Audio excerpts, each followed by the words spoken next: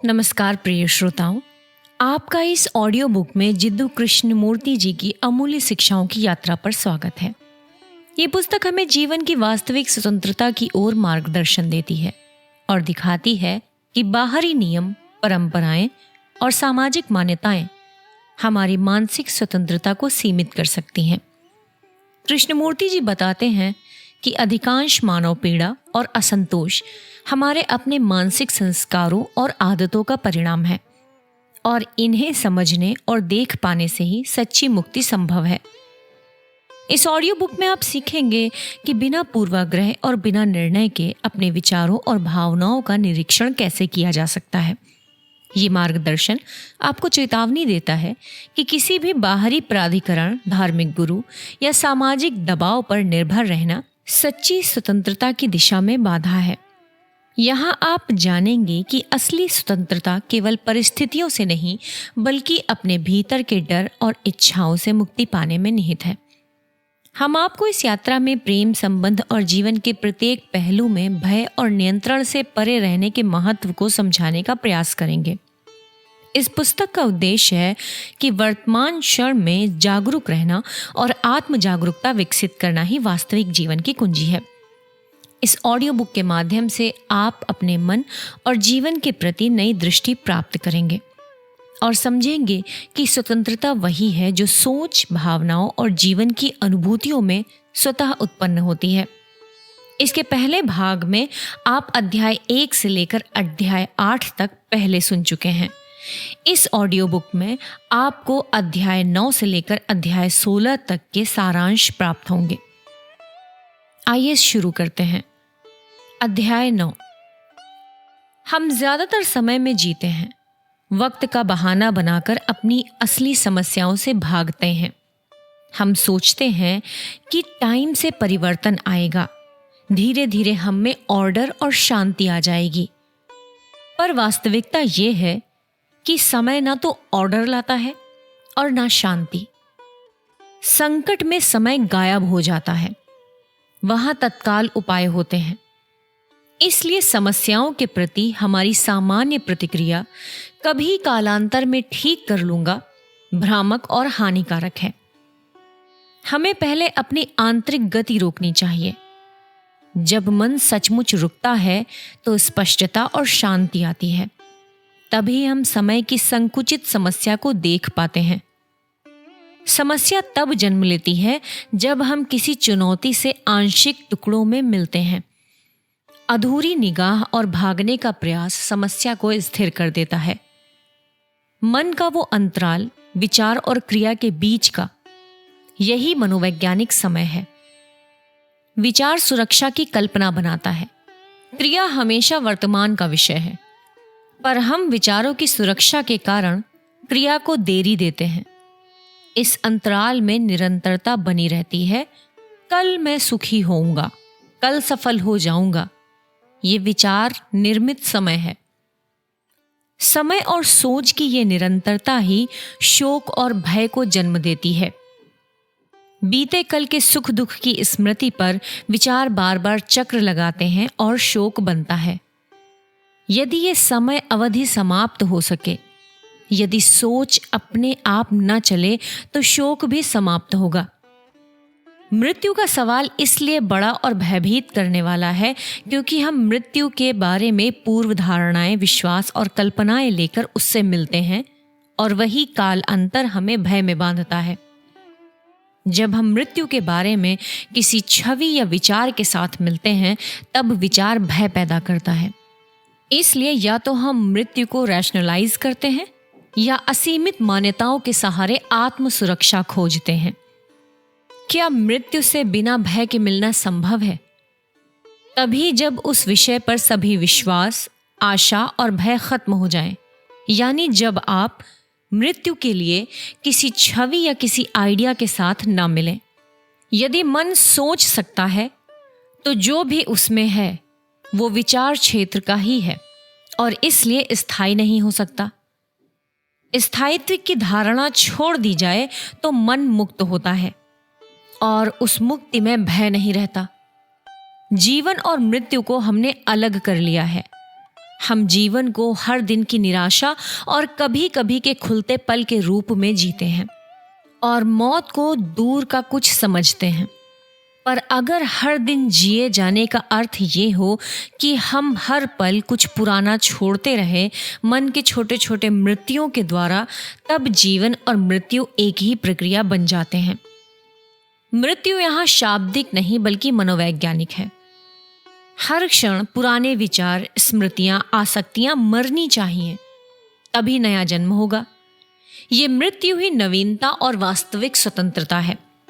जब आप जानबूझकर निश्चल होकर रोजमर्रा की अपनी लतों, खेदों और तृष्णाओं से मर जाते हैं, तभी मन खाली होता है और विचार काम नहीं करता। तब ज्ञात से मुक्ति यानी फ्रीडम फ्रॉम नोन संभव होती है और वही सच्चा जीना है। अध्याय 10। रिश्तों में सुरक्षा की चाह अनिवार्य रूप से भय और दुख पैदा करती है। जहां स्वार्थ और सुरक्षा की तलाश है, वहां प्रेम नहीं होता। हम लव शब्द का अत्यधिक दुरुपयोग करते हैं। देश प्रेम, ईश्वर प्रेम, पुस्तक या वस्तुओं से प्रेम, परंतु ये सब हमारी ही कल्पना का प्रक्षेपण है। इस प्रकार का प्रेम वास्तविक नहीं बल्कि आत्म पूजा है। प्रेम को समाज, धर्म और संस्कृति ने अलग अलग ढांचों में परिभाषित किया है। कभी उसे डिवाइन कहा, कभी सेंशुअल कहा, लेकिन क्या प्रेम को सैक्रेड और प्रोफेन, पर्सनल और इम्पर्सनल में बांटा जा सकता है? जब तक हम इन्हें खांचों में बांधते हैं, तब तक सच्चे प्रेम का अनुभव असंभव है। प्रेम थॉट, इमोशन, डिजायर या ड्यूटी का उत्पाद नहीं हो सकता। यौन संबंध क्षणिक रूप से सेल्फ अबेंडनमेंट देता है, पर यह स्थायी नहीं। इसी से जन्म लेता है पॉसेसिवनेस, जेलसी और डिपेंडेंस। जब आप किसी पर पूरी तरह निर्भर हो जाते हैं तो डर और पीड़ा साथ आते हैं, और जहां भय है वहां प्रेम नहीं हो सकता। प्रेम तभी है जब दोनों स्वतंत्र हों, एक दूसरे से और स्वयं से भी। सच्चे प्रेम में न ईर्ष्या है, न स्वामित्व, न कंपैरिजन। ये न कर्तव्य है, न जिम्मेदारी। माता पिता जब बच्चों को केवल समाज में सुरक्षित स्थान दिलाने की दृष्टि से पालते हैं तो ये प्रेम नहीं बल्कि सोशल कंडीशनिंग है। सच्ची केयर वही है जो किसी पौधे की तरह नर्चरिंग हो, कोमलता और समझ के साथ।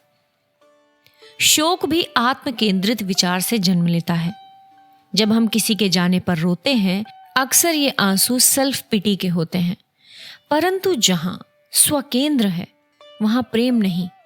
प्रेम और दुख साथ साथ नहीं रह सकते।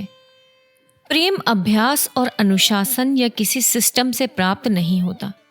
इसे कल्टीवेट नहीं किया जा सकता। प्रेम तभी घटित होता है जब मन पूरी तरह मौन और निर्दोष हो, बिना चाह, बिना प्रयत्न। ये टाइमलेस है, न इसका अतीत है न भविष्य। ये एक ऐसे फूल की तरह है जिसकी सुगंध सबके लिए है, एक के लिए भी और सबके लिए भी। प्रेम ही सौंदर्य है और बिना प्रेम सौंदर्य के मानव जीवन निरर्थक है।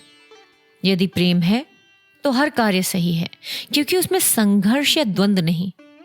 प्रेम को खोजा नहीं जाता, वो तभी आता है जब विचार स्वयं शांत हो जाएं। और जहां प्रेम है वहीं मुक्ति है। अध्याय 11। हमने प्रेम की प्रकृति पर विचार किया है और ये पाया कि अधिकांश लोग प्रेम को कंफर्ट, सिक्योरिटी और इमोशनल सेटिस्फैक्शन का साधन मानते हैं। परंतु जब प्रश्न उठता है क्या ये वास्तव में प्रेम है, तो असहजता होती है। सच्चा प्रेम न कल का है न कल का होगा, वो केवल वर्तमान में होता है। इसे देखने के लिए पूर्ण फ्रीडम फ्रॉम जजमेंट आवश्यक है। देखना और सुनना जीवन की सबसे कठिन क्रियाएं हैं। हमारी चिंताओं और अर्बन जीवन शैली ने हमें प्रकृति से दूर कर दिया है। हम किताबों, म्यूजियम, कॉन्सर्ट्स और टेलीविजन पर निर्भर होते जा रहे हैं, जबकि सच्ची सुंदरता तब प्रकट होती है जब हम पक्षियों की उड़ान, आकाश के रंग या किसी चेहरे की मासूमियत को बिना किसी प्रेजुडिस या एसोसिएशन के देखें। एक धार्मिक कथा बताती है कि कभी कभी एक पक्षी का गीत ही पूरे उपदेश से गहरा होता है। समस्या ये है कि हम वस्तुओं या व्यक्तियों को उनके वास्तविक रूप में नहीं देखते, बल्कि अपने इमेज और मेमोरीज के माध्यम से देखते हैं। जब हम किसी पेड़ को पूर्ण ध्यान से देखते हैं, तब न ऑब्जर्वर रहता है न ऑब्जर्व्ड, केवल एक गहन स्टेट ऑफ अटेंशन रह जाती है। इसी में वास्तविक ब्यूटी और लव का अनुभव होता है। अक्सर हम सौंदर्य को ऑब्जेक्ट से जोड़ते हैं, जैसे किसी इमारत की तुलना वास्तुकला के ज्ञान से करना। परंतु सच्चा सौंदर्य तब प्रकट होता है जब ऑब्जर्वर और ऑब्जर्व्ड का भेद मिट जाता है। ये सरलता और कंप्लीट ह्यूमिलिटी की स्थिति है, जहां साधक और साध्य दोनों विलीन हो जाते हैं। ऐसी साइलेंस और स्टिलनेस ही वास्तविक धार्मिकता की स्थिति है। हमारे सभी संबंध भी इमेजेस पर आधारित होते हैं। पति पत्नी, मित्र, परिवार या राष्ट्र, हर जगह विचारों और स्मृतियों की दीवार खड़ी होती है। यही दूरी कॉन्फ्लिक्ट पैदा करती है और प्रेम को असंभव बनाती है। सच्चा सहयोग और प्रेम तभी संभव है जब हम इन दोनों इमेजेस से मुक्त होकर प्रत्यक्ष देखें। हर समस्या का समाधान तभी संभव है जब हम उसे उसी क्षण पूर्ण ध्यान से देखें, बिना टाइम गैप के। कंप्लीट अटेंशन ही सर्वोच्च इंटेलिजेंस है। स्मृतियों या इमेजेस से देखना ही जीवन को तोड़ता है और संघर्ष पैदा करता है। जब तक हमारे भीतर सेंटर है, तब तक न प्रेम है न सुंदरता। परंतु जब सेंटर और सर्कमफेरेंस दोनों विलीन हो जाते हैं, तभी सच्चा प्रेम और सौंदर्य प्रकट होता है। अंततः कोई नेता, कोई शिक्षक हमें नहीं बचा सकता। हमें अकेले ही इस मैड बट ब्रूटल वर्ल्ड में अपने भीतर की गहराई तक उतरना होगा और उसी से सच्चा प्रेम, सुंदरता और सत्य प्रकट होंगे। अध्याय 12। जब हम किसी व्यक्ति या वस्तु की इमेज बनाते हैं, तो साथ ही एक ऑब्जर्वर भी होता है जो उसे देखता है। किसी को लाल शर्ट में देखकर तुरंत लाइक या डिसलाइक करना हमारी संस्कृति, परवरिश और अनुभवों का परिणाम है। यानी ऑब्जर्वर उस केंद्र से देखता है जो हमारी स्मृतियों, परंपराओं और पीड़ाओं से बना है। इसलिए ऑब्जर्वर स्वयं भी एक इमेज है, बीते हुए अनुभवों और वर्तमान प्रतिक्रियाओं का संग्रह। इस प्रकार ऑब्जर्वर हमेशा अतीत और वर्तमान का मिश्रण है और भविष्य भी उसका हिस्सा है।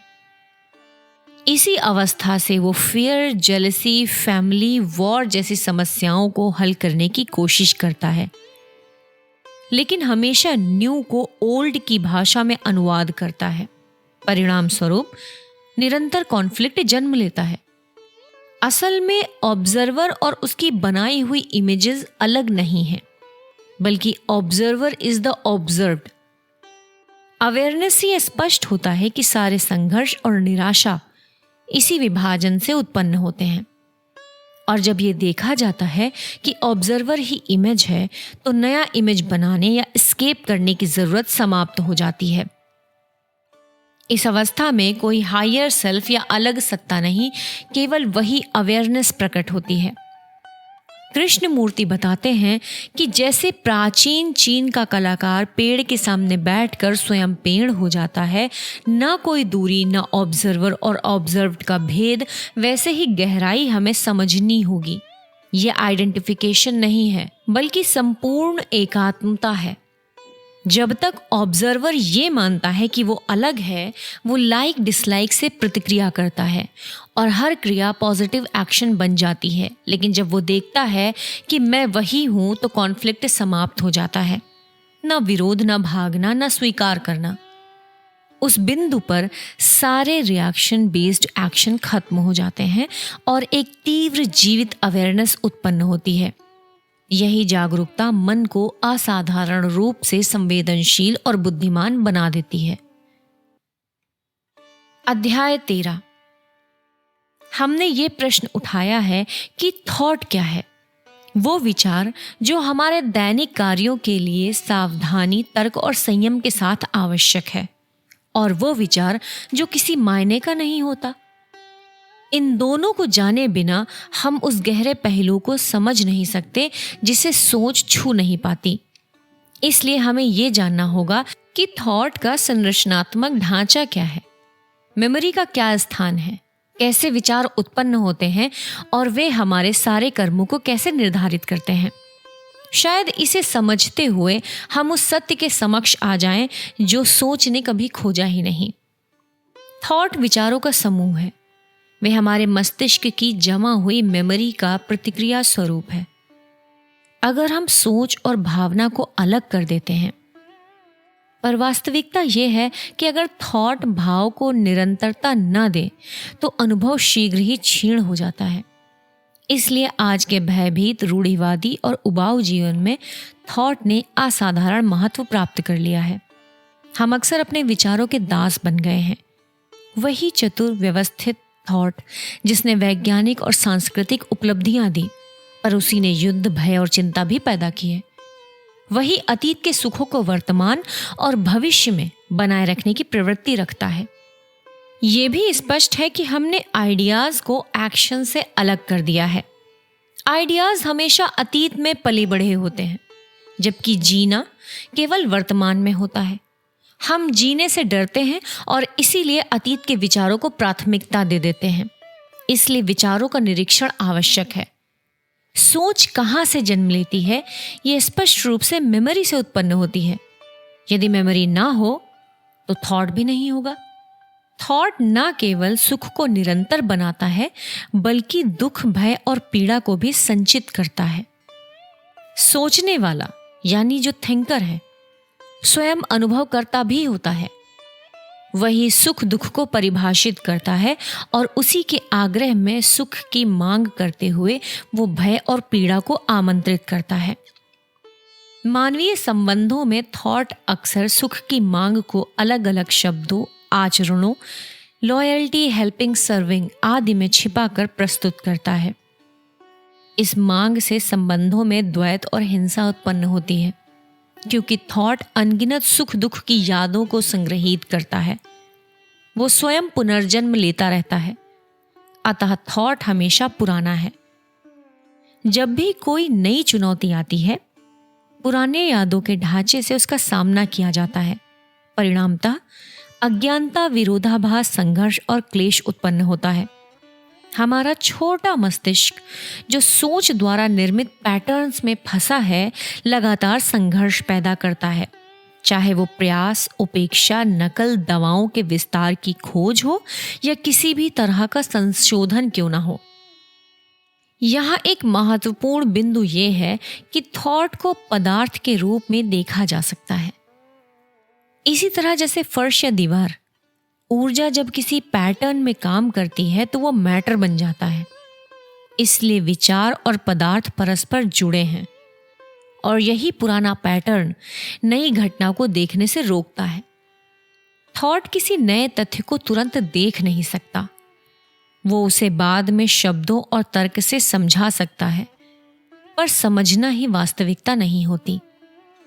कितनी भी चालाक या वैज्ञानिक क्यों ना हो, थॉट किसी गंभीर मनोवैज्ञानिक प्रश्न का असली समाधान नहीं दे सकता। थॉट छद्म चित्र बनाती है, चीजें कल्पना कर लेती है और इसलिए उस पर पूर्ण निर्भर नहीं रहा जा सकता।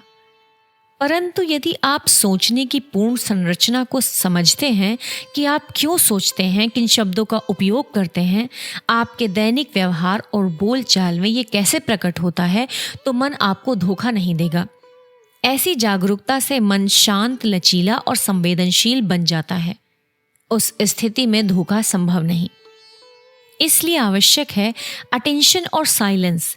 जब ध्यान पूरी तरह शांत होता है, तभी ऑब्जर्वर और थिंकर की पहचान मिटने लगती है और थॉट स्वयं मुरझाने लगता है। सच्ची दृष्टि के लिए मन को पूर्वाग्रहों, बातों और चित्रों से मुक्त होना चाहिए। सिर्फ मौन में ही आप थॉट के आरंभ को देख सकते हैं, ना कि प्रश्न पूछते हुए या उत्तर की प्रतीक्षा में। यदि आप इस शून्य मौन से प्रश्न, थॉट की शुरुआत क्या है रख कर देखते हैं तो आप अनुभव करेंगे कि जहाँ कोई सोच जनित विघटन नहीं है, वहाँ कोई अलग मैं भी नहीं रहता। जब आप ये समझ लेते हैं कि थॉट कैसे जन्म लेता है, तब थॉट को नियंत्रित करने की आवश्यकता स्वतः समाप्त हो जाती है। निरंतर विचार संघर्ष और दबाव बंद हो जाते हैं और आप किसी चुनौती का उत्तर पुराने मस्तिष्क से नहीं बल्कि नए ताजे रूप में दे पाते हैं।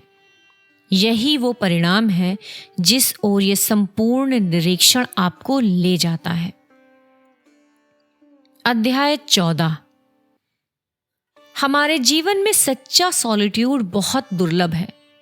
अकेले होने पर भी हमारा मन अतीत की यादों, अनुभवों, दुख, सुख और कॉन्फ्लिक्ट से भरा रहता है, जिससे संवेदनशीलता धीरे धीरे खो जाती है। क्या हम वास्तव में अकेले होते हैं या अपने साथ कल का बोझ ढोते रहते हैं? एक प्रसिद्ध कथा बताती है, 2 साधु एक रोती हुई स्त्री को नदी पार कराते हैं। एक साधु उसे वहीं छोड़ देता है, लेकिन दूसरा घंटों बाद भी उस बोझ को मन में ढो रहा होता है। यही हमारी स्थिति है। हम समस्याओं को सुलझाकर छोड़ नहीं पाते, बल्कि उन्हें लगातार ढोते रहते हैं। सच्चा सॉलिट्यूड तभी मिलता है जब समस्या को तुरंत देखा और समाप्त किया जाए। अंतरात्मा की ये इनर सॉलिट्यूड स्वतंत्रता और फ्रेशनेस ऑफ माइंड लाती है। अच्छाई और वर्च्यू तभी फलती है जब भीतर विशाल स्पेस और साइलेंस हो।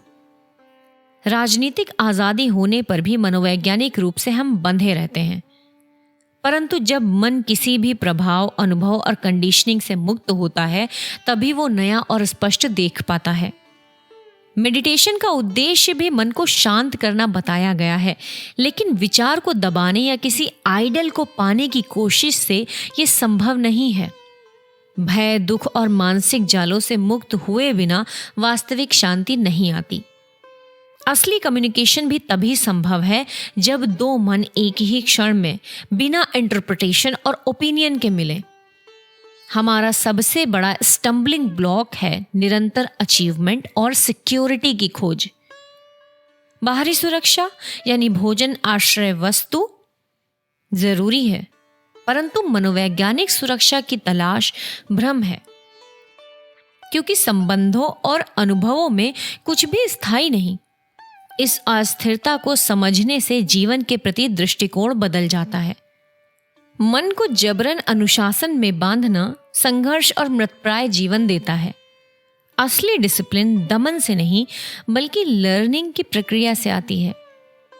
जब हम अथॉरिटी, परंपराओं और विचारधाराओं का अध्ययन स्वतंत्रता से करते हैं, तभी मन मुक्त और स्पष्ट होता है। शांति भी किसी रोचक वस्तु में खो जाने से नहीं आती। वो असली साइलेंस नहीं बल्कि अस्थायी रुकावट है। वास्तविक साइलेंस ना तो शोर के रुकने से पैदा होता है, ना ही विचारों को दबाने से।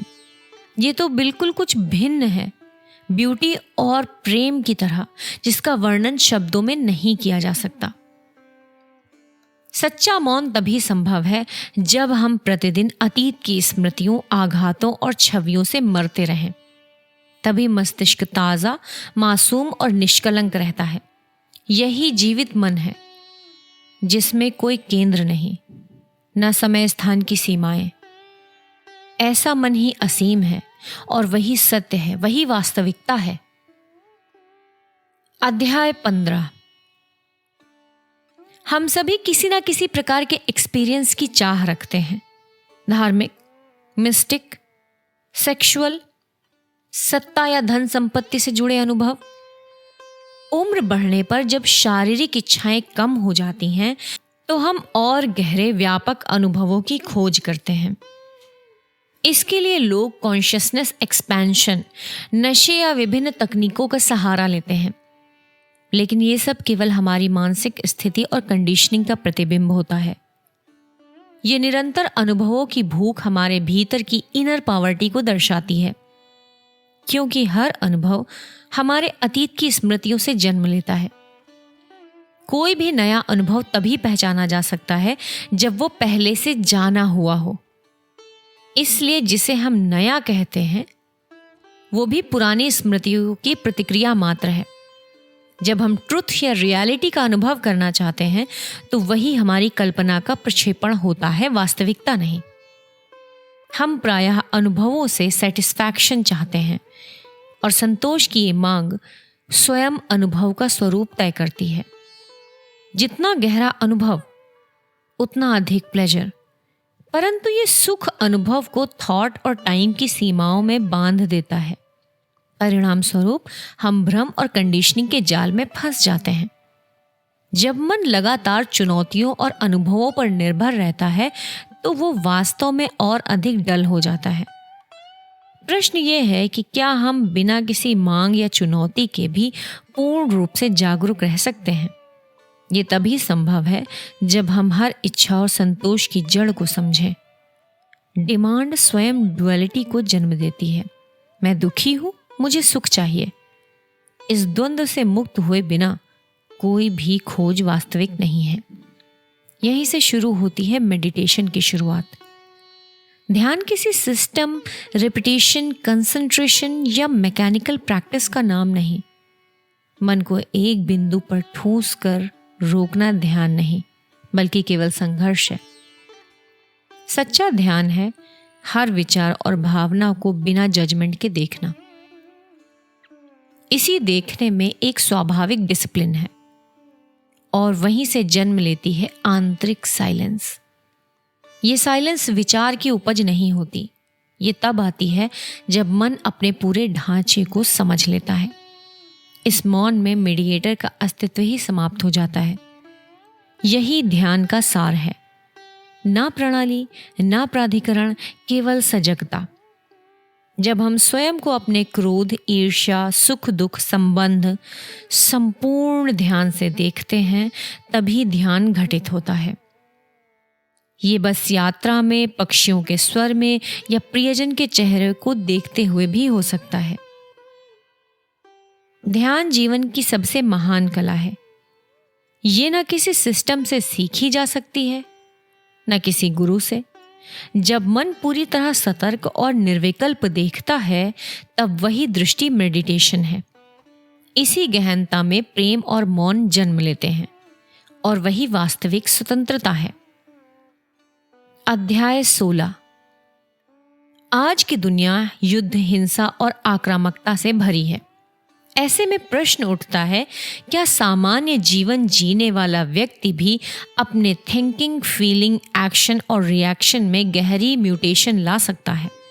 हम मानते हैं कि दुनिया को बदलना कठिन है, पर यदि हम स्वयं हिंसा मुक्त और नॉन कॉम्पिटिटिव जीवन जीते हैं तो वो एक बड़े परिवर्तन की शुरुआत हो सकती है। हमारी self centred activities, prejudices, nationalism ने दुनिया को तोड़ दिया है। अगर हम स्वयं फ्रैगमेंटेड हैं तो हमारा रिश्ता भी टूटा हुआ रहेगा। लेकिन यदि हम संपूर्ण रूप से कार्य करते हैं तो विश्व के साथ हमारे संबंधों में वास्तविक क्रांति आ सकती है। यही गुण रिलीजियस माइंड का है, जो किसी धर्म, विश्वास या डॉगमा पर आधारित नहीं, बल्कि फियरलेस अवेयरनेस पर टिका हुआ है। ऐसा मन न सत्य की खोज करता है, न किसी कंडीशनिंग से बंधा होता है। इसमें गहरा साइलेंस होता है जो ध्यान से आता है। जब मीडिएटर अनुपस्थित होता है तो बचती है केवल प्योर एनर्जी, बिना किसी कॉन्फ्लिक्ट, फ्रिक्शन या बाउंड्री के। लेकिन मानव अपनी रिलेशनशिप में फ्रिक्शन पैदा करता है। पति पत्नी, व्यक्ति व्यक्ति, समुदाय समुदाय, देश देश या आइडियोलॉजी और दूसरी आइडियोलॉजी के बीच। ये फ्रिक्शन हमारी एनर्जी को बर्बाद करता है। जब ऑब्जर्वर ही ऑब्जर्व्ड बन जाता है तब एनर्जी वेस्ट नहीं होती और स्वयं अपनी दिशा पाती है। सवाल यह है कि क्या हम अपनी सदियों पुरानी कंडीशनिंग को तुरंत तोड़ सकते हैं बिना किसी नए कंडीशनिंग में फंसे हुए? यही असली समस्या है। दूसरों की बातों को मानने या रिपीट करने से कुछ नहीं होगा। जो जरूरी है वो है अपने जीवन, अपनी हिंसा, लालच, एम्बिशंस और सौरों को खुद देखना। यदि हम आदर्शों और बिलीफ से चिपके रहते हैं तो स्वयं को सीधे देख ही नहीं सकते। जब मन पूर्णतः क्वाइट येट पैशनेट हो तभी वो सच्चे अर्थों में रिलीजियस माइंड कहलाता है। इस अवस्था में ट्रुथ, रियलिटी, लव या ब्यूटी प्रकट हो सकते हैं, लेकिन इन्हें न बुलाया जा सकता है, न इनवाइट किया जा सकता है। प्रश्न ये है कि मनुष्य के पास विज्ञान, तकनीक और इंटेलिजेंस होने के बावजूद ये प्रेम और इनर फ्लेम क्यों नहीं है? कारण है हमारे भीतर पैशन की कमी। सच्चा पैशन डरावना लगता है क्योंकि ये हमें अनजाने रास्तों पर ले जा सकता है, परंतु बिना पैशन, बिना उस आग के सत्य की खोज असंभव है। सच्चा लव या ह्यूमिलिटी किसी कल्टीवेशन से नहीं आता। ये तब जन्म लेता है जब हम पूरी तरह से अपने ईगो, वैनिटी और अगली लाइफ को नकार देते हैं। तभी भीतर से वो अनंत सुंदरता, मौन और प्रेम प्रकट होता है, जिसे हम न जान सकते हैं, न क्लेम कर सकते हैं, केवल जी सकते हैं। जैसा कि हमने देखा, इस ऑडियो बुक में वास्तविक स्वतंत्रता किसी बाहरी स्रोत या परंपरा से नहीं आती, बल्कि हमारे अपने विचारों, भावनाओं और मानसिक संस्कारों को समझने और उनसे मुक्ति पाने से प्राप्त होती है। कृष्णमूर्ति जी हमें सिखाते हैं कि वर्तमान क्षण में जागरूक रहना, पूर्वाग्रह और भय से मुक्त होकर अपने मन को देखना ही सच्ची मुक्ति है। इस यात्रा के दौरान हमने जाना कि प्रेम और संबंध केवल तभी पूरी तरह स्वतंत्र और सुंदर बन सकते हैं जब उनमें कोई नियंत्रण, डर या आश्रय ना हो। हमने ये भी जाना कि जीवन में किसी भी निर्णय या मार्ग का पालन सिर्फ दूसरों के कहने पर नहीं, बल्कि अपने भीतर की गहरी समझ और निरीक्षण से करना चाहिए। और इसमें जिद्दू कृष्णमूर्ति स्वयं को भी शामिल करते हैं। ज़रूरी नहीं है कि जिस तरीके से उन्होंने सत्य को प्राप्त किया है और वो जो रास्ता आपको बता रहे हैं, उसी रास्ते पर आपको चलना चाहिए। प्रिय श्रोताओं, ये ऑडियो बुक आपको केवल ज्ञान देने का प्रयास नहीं करती, बल्कि आपको अपने भीतर की स्वतंत्रता की अनुभूति से जोड़ती है। उम्मीद है कि आप इसे सुनने के बाद अपने जीवन और सोच के प्रति अधिक जागरूक होंगे और अपने अनुभवों में स्वयं की स्वतंत्रता को महसूस करेंगे। याद रखिए, असली स्वतंत्रता बाहर नहीं, आपके भीतर है, और यही आपकी जीवन यात्रा का सबसे अनमोल उपहार है। ऐसी ही और ऑडियो बुक को सुनने के लिए फिलोसॉफिक विजडम को ज़रूर सब्सक्राइब कीजिएगा। मिलते हैं आपसे आत्मज्ञान के किसी अगले चैप्टर में। यहाँ तक की यात्रा के लिए धन्यवाद।